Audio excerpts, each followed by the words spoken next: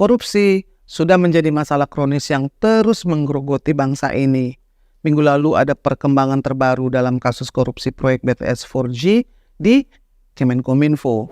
Anggota BPK Ahsanul Kossasi ditetapkan sebagai tersangka baru kasus yang merugikan negara 8 triliun itu oleh Kejaksaan Agung. Nama Ahsanul Kossasi sebelumnya disebut-sebut menikmati uang haram sebesar 40 miliar rupiah oleh mantan Direktur Utama PT Mura Telematika Indonesia yaitu Galumbang Menak yang juga menjadi terdakwa dalam perkara ini. Sis dan Bro, sehari sebelumnya KPK mendakwa 10 pegawai di Kementerian ESDM karena korupsi terkait pemotongan tunjangan kinerja atau yang biasa disebut tukin. Negara dirugikan sebesar 27 miliar rupiah. Nah, gerombolan inilah yang merampok uang rakyat secara sistematis dengan cara memanipulasi dokumen tukin periode 2020 sampai 2023 di Kementerian ESDM.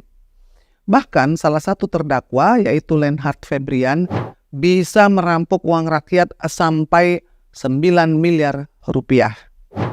Korupsi merupakan masalah yang sangat serius di Republik ini. Karena itu harus ada tindakan tegas dan komprehensif dalam menangani korupsi ini.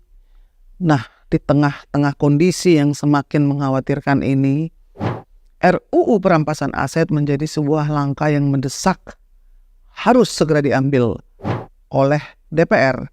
Sayangnya, DPR RI seolah mandul dan enggan mendorong pengesahannya. Bayangkan, rancangan undang-undang ini sudah 15 tahun mangkrak, hanya bolak-balik masuk prolegnas, tapi sampai sekarang ya masih mandek dan jalan di tempat. Apa DPR takut kalau RUU ini disahkan akan menjadi senjata makan tuan? Sebagai lembaga legislatif yang bertugas membuat undang-undang demi kepentingan masyarakat, DPR seharusnya memprioritaskan langkah-langkah untuk pemberantasan korupsi, termasuk pengesahan RUU perampasan aset. Dan kalau RUU ini disahkan, akan memberikan landasan hukum yang kuat untuk mengambil kembali harta pejabat yang diperoleh secara tidak sah.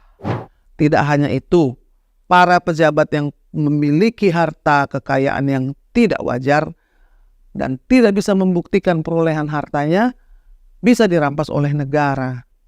Makanya PSI harus duduk di Senayan dan punya fraksi di DPR RI agar bisa mengusung kehendak dan kepentingan masyarakat. Salam solidaritas. PSI Partaiku.